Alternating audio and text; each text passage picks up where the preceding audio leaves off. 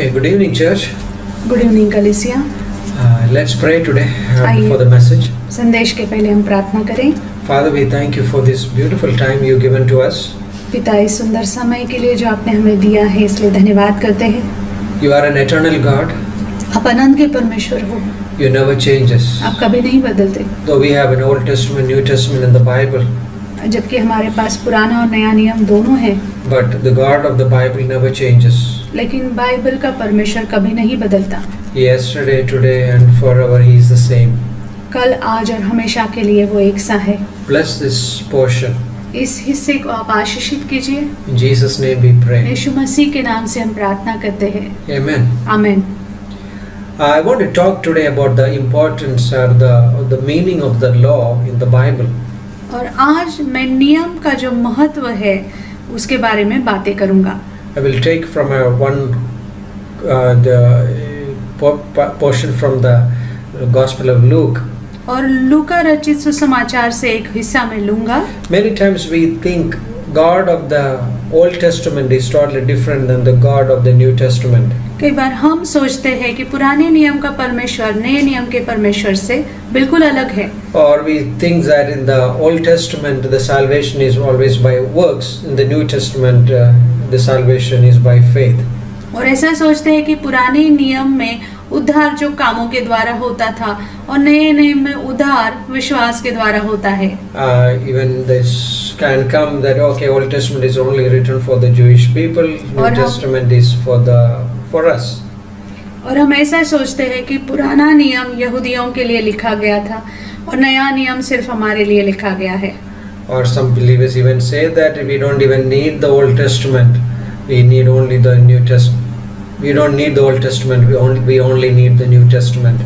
और कोई विश्वासी ऐसा भी कहते हैं कि हमें पुराने नियम की जरूरत नहीं है, हमें सिर्फ नया नियम की जरूरत है। So I want to take you to one portion from Luke, Gospel of Luke, chapter 10. तो मैं लूका रचित सुसमाचार से अध्याय 10 की तरफ आपको लेके जाना चाहूँगा। You know, Jesus is doing this earthly ministry in the Israel. और यीशु मसीह इज़राइल में अपनी सेवकाई कर रहे थे। He is sharing the stories, parables. और कहानियाँ और दृष्टांत बोलते थे। He met different groups of people. और उन अलग-अलग ऐसे तरह के लोगों को वो मिले। And in this story, there is a man is coming. He is a Jewish scribe. He is coming to Jesus. He is a lawyer, or the Bible. और इस वक्त एक जो बाइबल का पढ़ाई करने वाला ऐसा शिक्षक और जिसको बाइबल बहुत अच्छे से जानता है ऐसा व्यक्ति यीशु मसीह के पास आया। Verse 25, Luke chapter 10. लूका 10 का 25। Behold, a certain lawyer stood up and tested him, saying, Teacher, what shall I do to inherit eternal life? और देखो, एक व्यवस्थापक उठा और यह कहकर उसकी परीक्षा करने लगा, हे गुरु, अनंत जीवन का वारिस होने के लिए मैं क्या करूं? So he is asking question to Jesus. वो यीशु मसीह को सवाल पूछता है। And it's interesting to note that Jesus is giving not the answer, he is also asking another question to him. और ये बहुत ही रोचक लगता है कि यीशु मसीह उसे जवाब देने के बजाय उसको सवाल पूछते हैं। Jesus said to him, यीशु उनसे कहते हैं, What is written in the law? इस व्यवस्था में क्या लिखा है? What is your reading of it? तू कैसे पढ़ता है? This is interesting when Jesus many times he asked this Jewish people like this question. बहुत ही रोचक है जिस तरह से यीशु मसीह इस तरह से जो सवाल पूछते हैं। In Matthew chapter 19 verse 4 he says that have you not read? मत्ती 19:4 में वो पूछते हैं क्या तुमने पढ़ा नहीं? Even in the same thing Matthew chapter 22 verse 31 have you not read? मत्ती 22 में लिखा है कि क्या तुमने पढ़ा नहीं? That Jesus often asks these people of the religious people, have you not read the Bible? और यीशु मसीह धार्मिक लोगों को ये सवाल पूछते हैं कि क्या तुमने बाइबल नहीं पढ़ी है? And in this particular instant, the scribe really gave the good answer. और यहाँ पर जो व्यवस्थापक है उसने बहुत अच्छा जवाब दिया है। And Jesus himself admitted that. और यीशु मसीह भी इसको मानते हैं। And verse 27, वचन 27, so he answered and said to Jesus, "You shall love the Lord your God with all your heart, with all your soul, with all your strength, with all your mind, and your neighbor as well."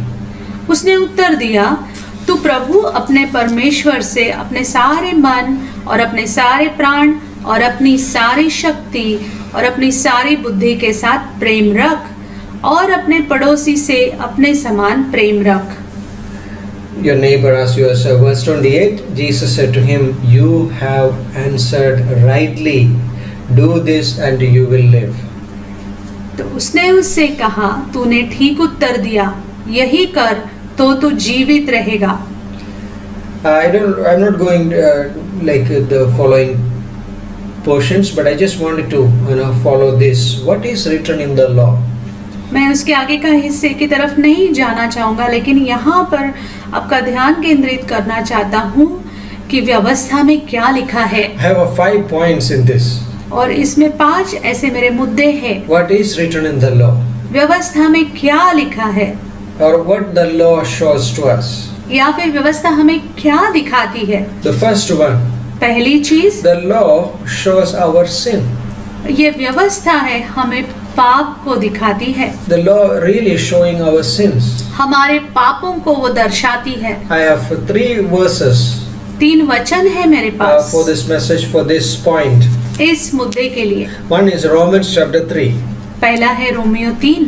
Like as we are studying in the church for Romans, like some verses, quite a few Sundays.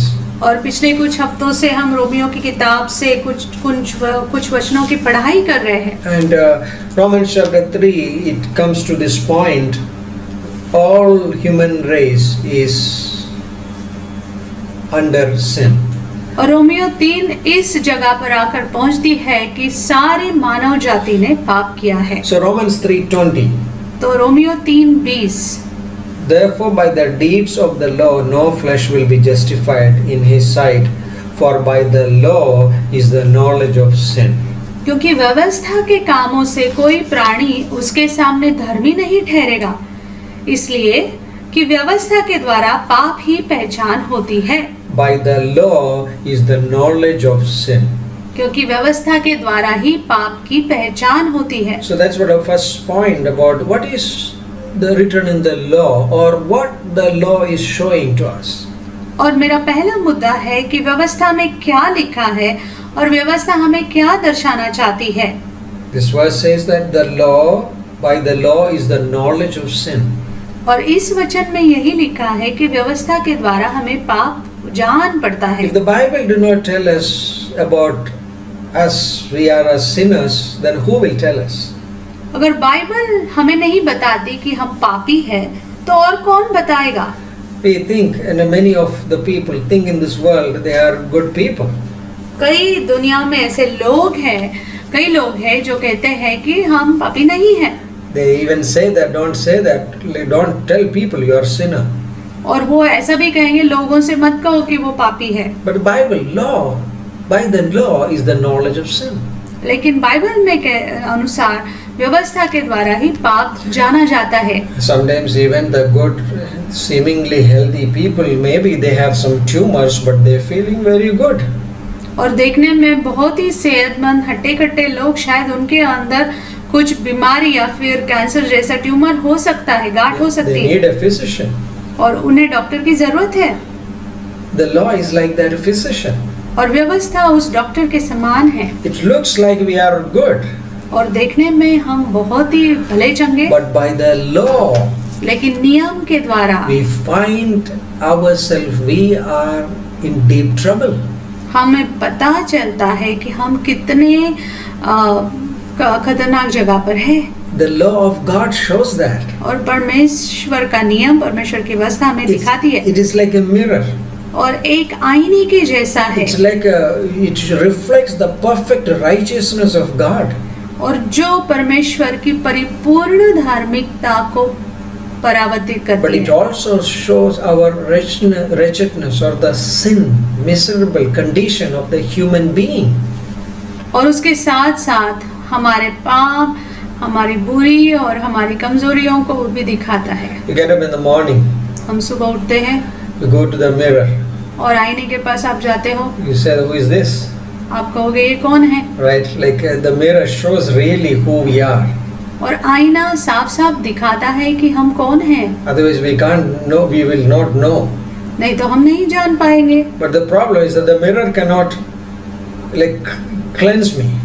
लेकिन सवाल ये है कि क्या वो आईना मुझे साफ कर सकता है? He cannot clean my shape. He cannot clean my face. वो मेरे चेहरे को साफ नहीं कर सकता, Right? Like it only shows the imperfections. वो कमियों को दिखा देता है, It shows who I am looks like. और मैं कैसे दिखता हूँ वो दिखाता है। So is with the law of God. तो परमेश्वर के नियम के साथ भी ऐसा ही We है। think we are good people हम सोचते हैं कि हम अच्छे हैं, unless we come to the law of God. जब तक हम परमेश्वर के नियम के पास नहीं आते। It exposes our envy, jealousy. वो हमारी ईर्ष्या, हमारी जलन को दिखा देता है। But thank God for this, the law. लेकिन इस नियम का धन्यवाद, It shows, yes, it exposes our sin. जो हमारे पापों को खोल देता है। And I have one more portion, Romans chapter 5 एक और हिस्सा रोमियो 5 and verse 20. उसका 20वां वचन, Romans chapter 5 verse 20. Romeo 5:20। Moreover, the law entered that the offense might abound. But where sin abounded, grace abounded much more.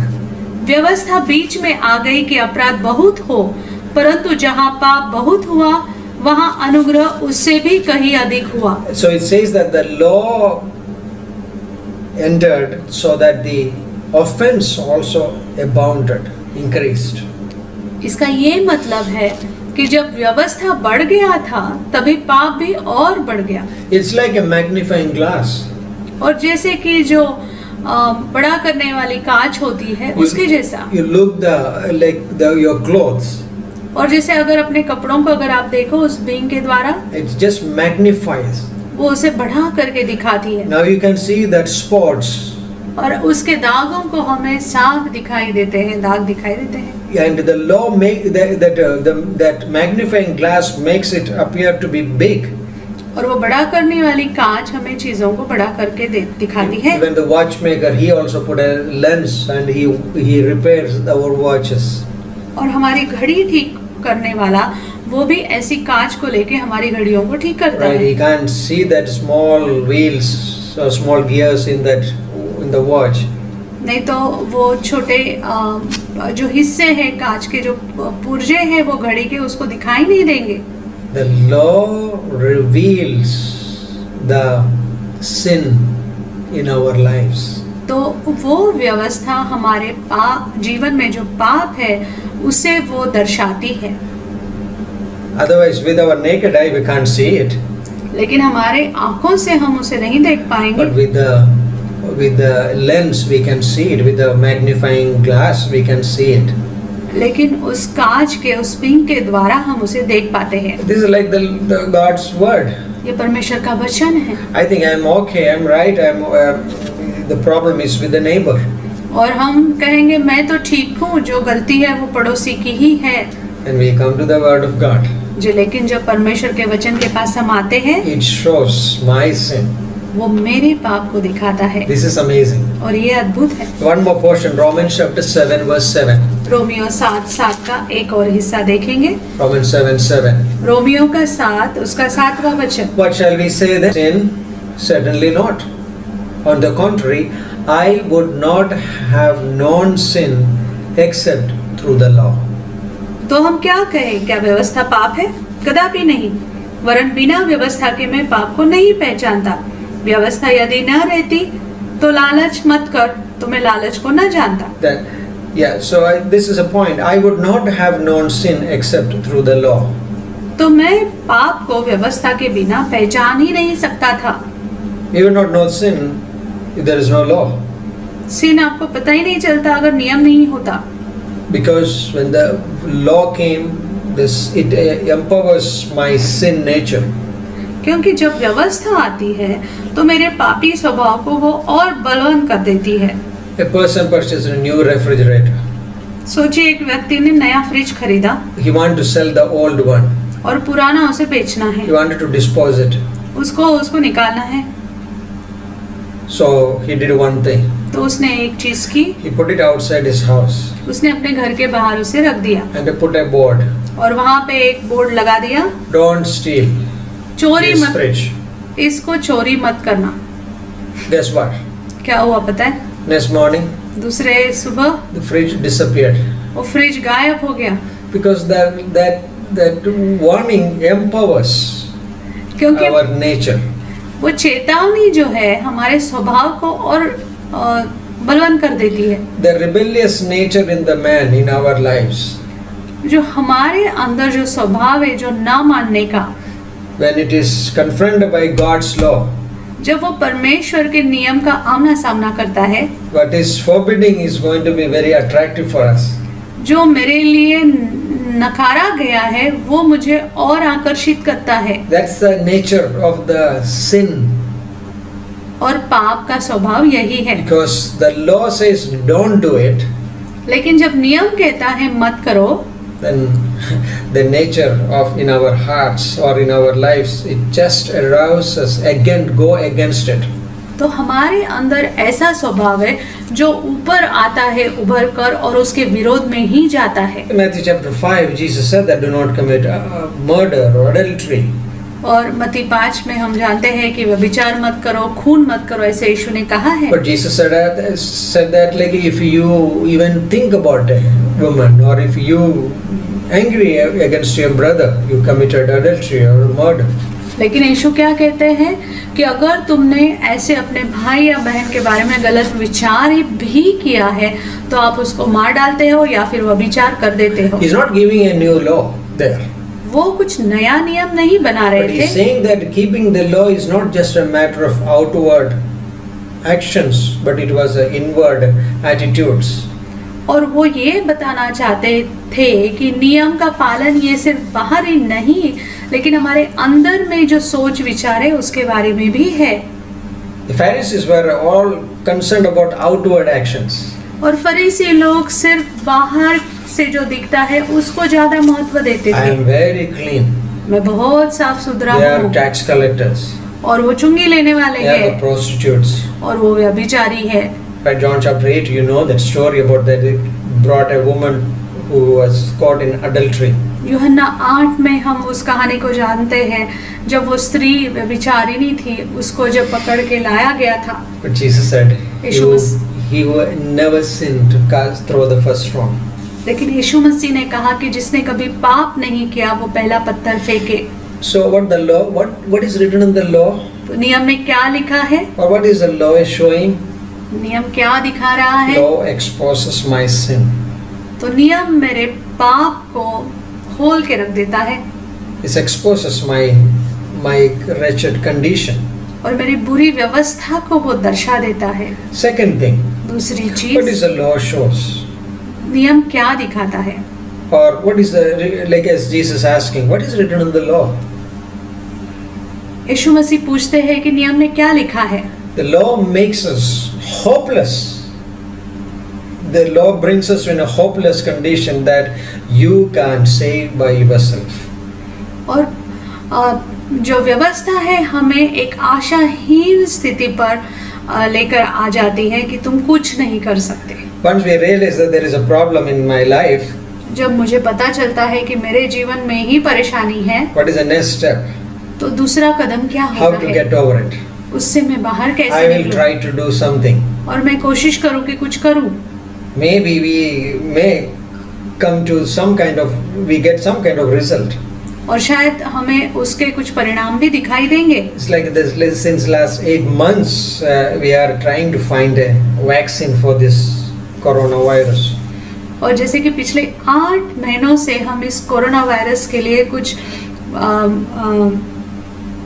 Vaccine की खोज कर रहे Everybody हैं, is trying, सब लोग कोशिश कर रहे हैं, but like nothing has come up. लेकिन कुछ भी नहीं हाथ लगा है। Hoping that it will come. और आशा कर रहे हैं सब लोग कि कुछ हो। But the condition in our life, victory over sin by our strength is not possible.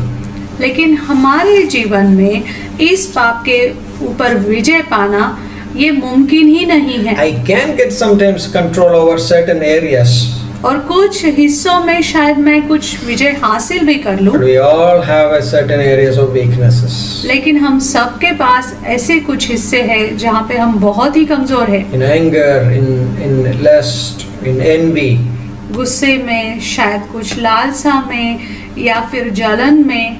James 2:10 says, याकूब 2:10 कहता है, whoever keeps the whole law जो सारे नियम का पालन करता है yet stumbles in one, लेकिन एक पर चूक जाता है he broke the whole law. तो वो सारे नियम को तोड़ देता है। Isn't it amazing that? क्या ये अद्भुत नहीं? God's law is not like an exam. परमेश्वर का नियम एक परीक्षा के जैसा नहीं है, Exam at the school, जो स्कूल में परीक्षा होती है on which you can skip some of the questions, still you can score A grade. कि कुछ सवालों को आप अगर चूक भी गए फिर भी आपको A ग्रेड मिल जाता है। It's not like that. The law is not like that. लेकिन नियम ऐसा नहीं है। Law is like the tire is punctured by a small nail. और जैसे कि नियम ऐसा है कि एक बड़ा टायर एक छोटे से कील से पंक्चर हो जाता है। Today we have a tubeless tires, but I'm talking about that the tire and the tube, right? आज हमारे पास ट्यूबलेस टायर है, लेकिन वो पुराने टायर की मैं बात कर रहा था। Right. Like I can have morally I can be compared with another person, I can be better. और नैतिक रीति से मैं अपनी तुलना दूसरे व्यक्ति के साथ करके कहता हूँ कि मैं बेहतर हूँ। But the law brings us to that point we are unable to do लेकिन this. नियम हमें ऐसी जगह पर आकर खड़ा कर देता है कि हम इसे करने के लायक नहीं हैं। What is written in the law? नियम में क्या लिखा है? It says ये कहता है you can't solve your problem by yourself. आप अपने आप से इस परेशानी को सुलझा नहीं सकते। Wow, it's amazing. क्या ये अद्भुत What is नहीं? written in the law? नियम में क्या लिखा है? That's what Jesus is asking. Third point. यीशु मसीह यही पूछते हैं। और First तीसरा one I मुद्दा, said the law shows that exposes our sin. और पहला मुद्दा कि हमने कहा कि नियम हमारे पाप को दर्शा देता The है। second thing the law says that you are like so weak you can't solve your problem. और दूसरा मुद्दा ये है कि तुम इतने कमजोर हो कि अपने परेशानियों को सुलझा नहीं सकते। Third point. तीसरा मुद्दा, The law illustrates the gospel. जो नियम है सुसमाचार को समझाता है। The law illustrates the gospel. जो नियम को समझाता है। In the Old Testament when you read, और जब पुराने नियम में आप जब पढ़ते हो we can see the pictures of the sacrifices. We can see the sacrifices. तो हम उन बलियों को देखते हैं। It is a picture of Christ यीशु मसीह के वो चित्रण है, and his work. उसके कामों के। Thousands of animals were sacrificed. हजारों जानवरों को बलि चढ़ाते थे। What was it showing? क्या वो दर्शाते थे? The law was showing the gospel. वो जो नियम है वो सुसमाचार को दर्शा रहा था। In Genesis 22 where the lamb, God said I will provide a lamb. और उत्पत्ति 22 में जब परमेश्वर ने कहा था कि मैं मेमने को दूंगा। Exodus 13 there is again the Passover lamb. निर्गमन 13 में वो फसह के पर्व का मेमना है। Psalm 22 talks about the prophecy about the Jesus Christ crucifixion. और भजन संहिता 22 में यीशु मसीह के क्रूस पर जाने की भविष्यवाणी है। You can see that in Isaiah 53. यशायाह 53 में भी हम देखते हैं। All this Old Testament was like a preparation and is showing the picture of Christ and his work. पुराना नियम में ये सारे जैसे कि यीशु मसीह और उसके कामों की जैसे तैयारी हो रही थी। Even in the Old Testament, salvation was like by faith through grace. और पुराने नियम में भी उद्धार विश्वास और अनुग्रह के द्वारा ही था। So the law was preparing us for Christ. तो नियम हमें यीशु मसीह के लिए तैयार कर रहा Listen to था। what Charles Spurgeon says. Charles Spurgeon ने क्या कहा है, इसे सुनिए। I don't believe any man can preach the gospel who doesn't preach the law. और मैं विश्वास नहीं करता कि कोई व्यक्ति सुसमाचार का प्रचार करे और व्यवस्था का नहीं। The law is the needle You can't draw the silk thread of the gospel through a man's heart. The law is the needle. और नियम वो सुई है You can't draw the silk thread of the gospel जिसके अंदर से आप सुसमाचार का जो धागा है through a man's heart जो मनुष्य के हृदय के अंदर से होकर आता है, unless you first send the needle of the law. अगर उसके अंदर पहले आप व्यवस्था की सुई को ना जाने दे तो। What is saying that वो क्या कहना चाहते हैं? the law is like a needle. जो नियम है वो सुई की तरह है। It's like it's not so pleasant. और वो आरामदायी नहीं है। But it goes through the heart. जो हमारे हृदय के अंदर से जाता But है। it brings the gospel. लेकिन उसके बाद ही सुसमाचार आता है। Right? He says that Charles Spurgeon say. Charles Spurgeon ये कहना चाहते हैं, If they are not consciously aware about the sin, अगर वो बिल्कुल ध्यान नहीं दे रहे हैं पाप की तरफ, they will never value the sin offering. तो वो पाप के बलि का कभी आदर नहीं कर पाएंगे। That's amazing. क्या ये अद्भुत नहीं? The law, what is written in the law? व्यवस्था में क्या लिखा है? It illustrates the gospel. वो सुसमाचार को समझाता है। And fourth one, और चौथा मुद्दा, what is written in the law? नियम में क्या लिखा है? It drives us to Christ. वो हमें यीशु के पास खींचता है। Galatians chapter 3:24 says that. Galati 3:24 कहता है। He says like Galatians chapter 3 verse 24. Just read it. Galati 3:24 हम पढ़ेंगे। And in few minutes I just want to close it. मैं कुछ क्षणों में बंद करूँगा। Therefore the law was our tutor to bring us to Christ, that we might be justified by faith. इसलिए व्यवस्था मसीह तक पहुंचाने के लिए हमारी शिक्षक हुई है कि हम विश्वास से धर्मी ठहरे। The law is like a tutor. तो जो व्यवस्था थी एक शिक्षक के जैसे थी। So in a wealthy Roman Greek families, अगर कोई रोमी और ऐसे यूनानी जो परिवार जो बहुत ही अमीर थे, they hire a person to train their children. तो अपने बच्चों को सिखाने के लिए ऐसे व्यक्ति को वो नौकरी के लिए रखते थे। So if the child is telling the lie, अगर वो बच्चा झूठ कहता है, the tutor will say, तो शिक्षक कहेगा it's a lie. ये झूठ है। If the child is about to steal, अगर बच्चा कुछ चोरी करने जाए तो the tutor possibly slap on that hand. तो शायद वो शिक्षक उसके हाथ पर फटका मार दे। If the child want to go somewhere, अगर बच्चा कहीं जाना चाहता है, the tutor will say, stay here. तो शिक्षक कहेगा मत जाओ, यहीं रुको। It's a tutor. Just say no, not do, like those kinds of things. ऐसा शिक्षक जो कहता है ये करो, नहीं करो, ऐसा करो, मत करो। So what is this says Galatians 3:24? तो गलाती 3:24 क्या कह रहा It है? was a tutor to bring us to Christ.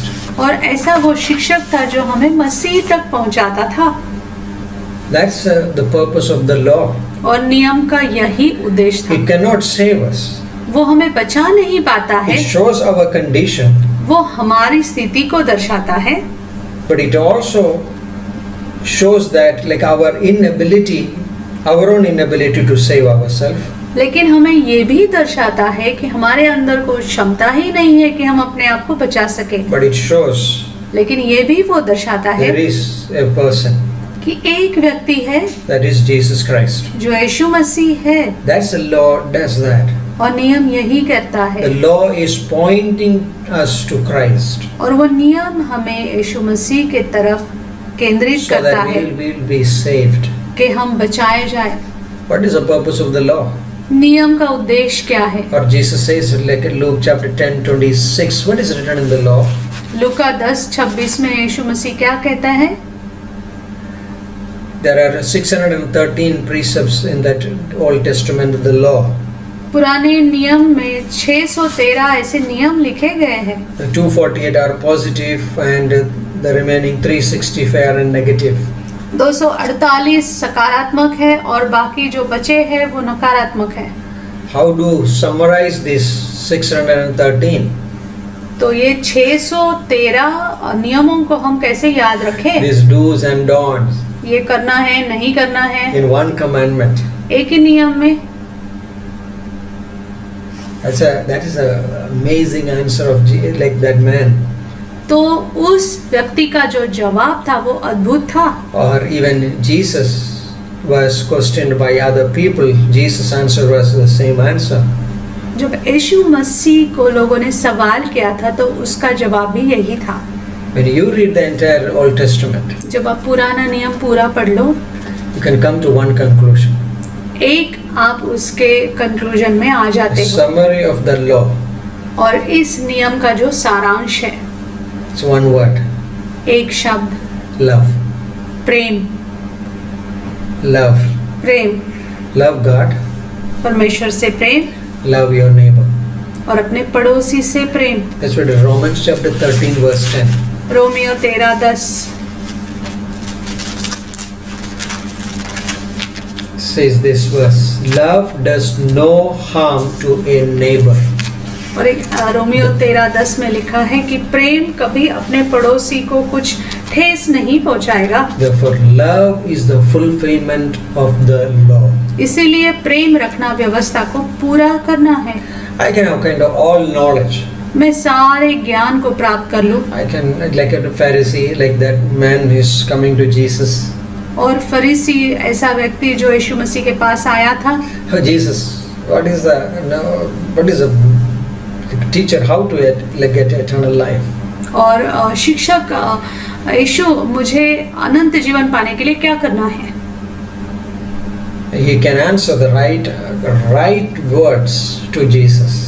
और क्योंकि उसके पास जवाब था सही तरीके से देने के लिए। Jesus even commented. और यीशु मसीह ने ऐसे बोला भी। But then he said in the next verse that he wanted to justify himself, so he asked, "Who is my neighbor?" लेकिन अगला वचन ये कहता है कि वो अपने आप को धर्मी दिखाना चाहता है, इसलिए वो पूछता है कि मेरा पड़ोसी कौन है। Jesus, wow, this love is the summary of the law.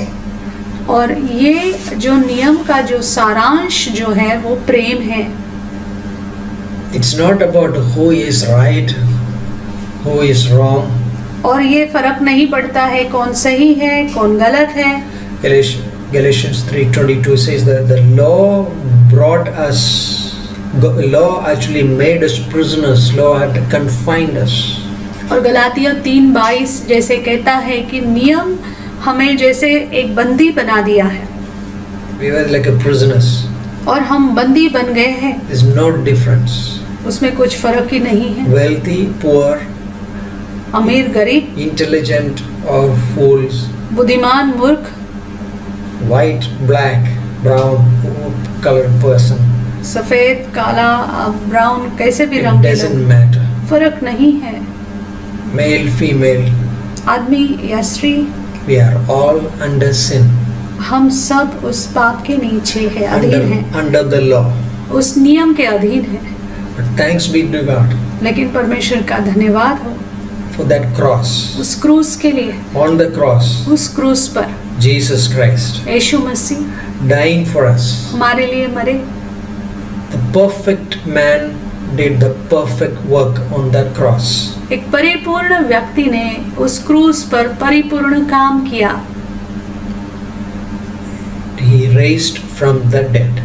और मरे हुए में से वो वापस जी उठा।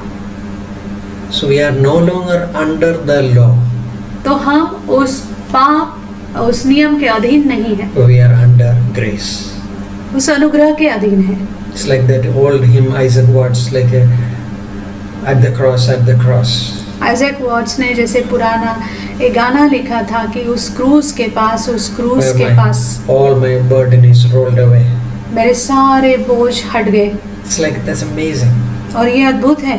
The law brings a burden, और नियम हमारे ऊपर बोझ लाता है, but it also pointing to us लेकिन हमें ये भी दर्शाता है to that cross. उस क्रूस के तरफ, At the cross, even उस क्रूस के पास there is no like good, bad. कोई अच्छा बुरा नहीं, like we all stand on that same place. और हम एक ही सतहली जमीन पर खड़े हैं। It's amazing. ये अद्भुत है। We are now one family. अब हम एक ही परिवार हैं। One family. एक ही परिवार। God is our Father. और परमेश्वर हमारा पिता है। Romans 5:2 says that. रोमियो 5:2 ये कहता है। By whom we have an access to the presence of God. और जिसके द्वारा हम परमेश्वर की समक्षता में प्रवेश कर सकते हैं। In that grace we are standing. और उस अनुग्रह में हम सब खड़े हैं। What a privilege we have as a believers. एक विश्वासी होने के नाते ये कितनी बड़ी बात है। What a privilege. कितनी बड़ी बात We है। are no longer under grace, under law. अब हम नियम के अधीन नहीं हैं। We are under grace. अब हम अनुग्रह के अंदर हैं। Even the fellow believer, और हमारे साथ जो संगी विश्वासी है वो भी he is also under grace. वो भी अनुग्रह के अधीन है। Let's live in grace. तो आइए उस अनुग्रह में जिए, Let's walk in grace. उस अनुग्रह में चले। Let's appreciate the work of that our Savior, Christ on the cross. और यीशु मसीह हमारा जो उद्धारक है, उसने जो क्रूस पर काम किया, उसके कीमत को जाने। Read the Old Testament. पुराने नियम को पढ़िएगा। You can see the love of God. परमेश्वर के प्रेम को आप जान पाओगे। We can see that love like that is same love is on our hearts today through the Holy Spirit. उस पवित्र आत्मा के द्वारा उसी प्रेम को हम देखेंगे हमारे हृदय में है। Feed the Bible. और इस बाइबल से खाइए, अपने आप को भरिए। Feast on this Bible. और इस बाइबल के से मेजबानी लीजिए। And follow the Bible. और इस बाइबल के पीछे चलिए। Because this is our life. क्योंकि ये हमारा जीवन है। In this time. इस समय में। Amen. Amen. God bless you. Let's pray. परमेश्वर आपको आशीष दे। आइए प्रार्थना करें। Father, we thank you. पिता, हम धन्यवाद करते हैं। Thank you for your word. आपके वचन के लिए धन्यवाद। That your work was so revealed from the Old Testament to the cross. पुराने नियम से आपका काम क्रूस तक हमें दिखाई देता है। Thank you, Lord. धन्यवाद करते हैं परमेश्वर for your amazing work. आपके अद्भुत काम के लिए। Father, we pray today. पिता, हम आज प्रार्थना करते Help हैं। us, Lord, to walk in the newness of life. और इस जीवन के नएपन में जीने के लिए हमें मदद कीजिए। Not under law. नियम के अधीन नहीं। Not living in comparison. और तुलना में जीकर नहीं। Not living envy. और ईर्ष्या में जीते हुए We नहीं। are under grace today. हम अनुग्रह में हैं आज। Help us, Lord. हमें मदद कीजिए परमेश्वर To live victoriously. कि हम एक विजेता का जीवन जी पाए। At this point of time, anyone is listening to this message first time. इस क्षण अगर कोई व्यक्ति इस संदेश को पहली बार सुन रहा है, Lord, give a message of hope. मैं आपको एक आशा का संदेश देना चाहता हूँ। We are all sinners. हम सब पापी हैं। Bible says that. बाइबल ये कहता है। But Jesus died for you लेकिन यीशु मसीह आपके लिए मरे because He loves you. क्योंकि वो आपसे प्रेम करते He हैं। died on the cross. वो उस क्रूस पर मरे He raised on the third day. और तीसरे दिन वापस जिंदा हो गए। If you believe in Him, अगर आप उन पर विश्वास the करें, Bible says, बाइबल ये कहता है your sins are forgiven. आपके पाप क्षमा हो गए हैं You also have an eternal life. और आपके पास अनंत जीवन भी है You will be a child of God. और आप परमेश्वर के बेटे हो। So say this simple prayer. तो इस साधारण सी प्रार्थना को कीजिए। Jesus, come into my heart. यीशु मेरे हृदय में आओ। Jesus, I believe in you. यीशु मैं तुम पर विश्वास करता I'm हूँ। a sinner. मैं पापी हूँ I need this eternal life. और मुझे इस अनंत जीवन की जरूरत है। I need this eternal life. मुझे इस अनंत जीवन की जरूरत है। Amen.